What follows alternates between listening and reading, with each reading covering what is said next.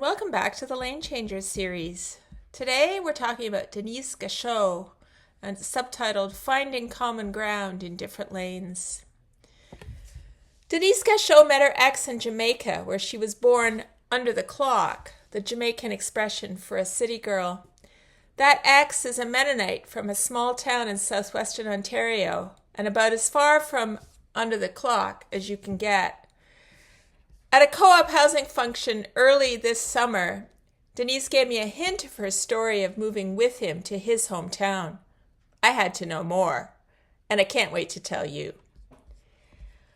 I've got southwestern Ontario roots too, so I can well imagine the attention Denese garnered when she arrived in Milverton, population 1,797. She was not only from away, which is notable on its own, but add urban, non-white, postgraduate educated, and you've got grist for the gossip mill. I've no doubt Gascho experienced challenges in Milverton, but she doesn't dwell on them. Instead, she boasts about the skills she developed there. She knows to light a wood stove, you position the pieces that will easily catch fire alongside those with long burning power so they can do their collective magic. But more than that, she knows to refill the wood box from the wood pile so they're dry for the next fire. And this very small woman claims she can split the oversized pieces too. She also learned how to gather wild yeast. I had to Google that one. And make her own sourdough starter. For goodness sake, Denese makes her own pectin. We swapped stories about eating seasonal food. How rhubarb is the first thing to eat in the spring, and the reason we eat it with strawberries is because they ripen at the same time. And the value of an apple tree for the beauty of the blossoms in spring and the bounty of the fruit in the fall. Rhubarb reminds her of June plums, a Jamaican fruit, an example of her focus on the common ground between lanes.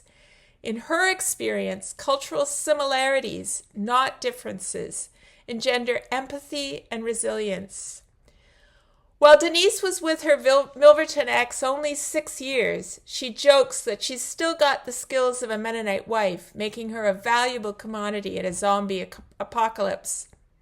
I get dibs because I have an apple tree. Excuse me while I go plant rhubarb.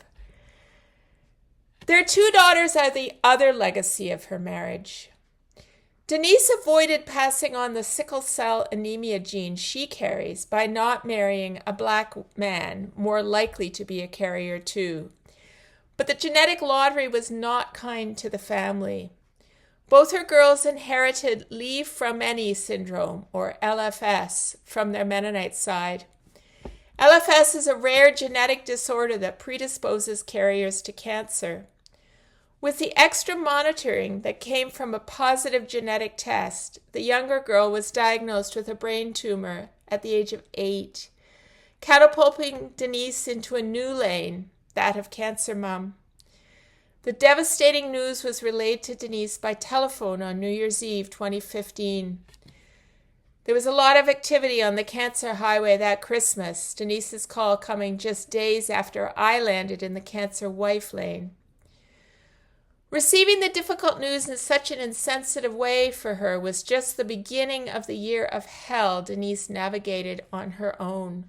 While psychosocial support was offered to her patient daughter, none was offered to her or to her older daughter.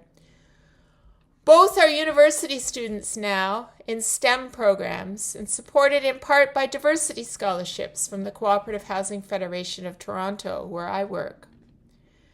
You see, Denese found her way into a Toronto housing co-op where she enjoys the community support of a long-term home. Denese is active with CHFT. First, she was on the main board and now on the CHFT Development Society board. CHFT also calls on her regularly to help boards of other co-ops smooth their governance waters. Outside of the co-op sector, Denese is the first Black woman and the first immigrant to be president of the Kiwanis Club of Toronto. This high achiever is also ABD, short for all but dissertation, for a PhD in Communication and Cultural Studies, despite the remarkable challenges of her last decade. Why not complete? I asked, sort of joking. Afraid to tackle the dissertation in case the outcome is flawed, her perfectionist response. Denese Gascho credits her resilience to two bold women, her grandmother, a shopkeeper in a tougher part of Kingston, and her mother, who moved to New York, leaving Denise on her own at age 17, and who worked day and night as a caregiver there. She spent her limited free time first on her GED and then training as a nurse's aide. A homeowner now, she just retired with a pension at age 65 from a hospital job she held for 27 years. The gift Denise got from these two role models is the belief that only you can change your life, and that doing so builds the resilience muscle. Will Denise have another lane change? Heck yeah. Having two adult children frees space on the highway for yet another lane. Motivated by her deep faith, Denise imagines moving to New York City where she can provide her mother love and attention. Neither are currencies they've traded much in before. Denise wants her mother's life trajectory to follow the Chinese proverb, first bitter, then sweet. In the meantime, Denese Gascho is keen to find work in the affordable housing sector. She's grateful she found co-op housing when she needed it, and wants to ensure others get the same benefit. The sector needs people with the kind of stick-to-itiveness that Denise brings. Thanks for watching.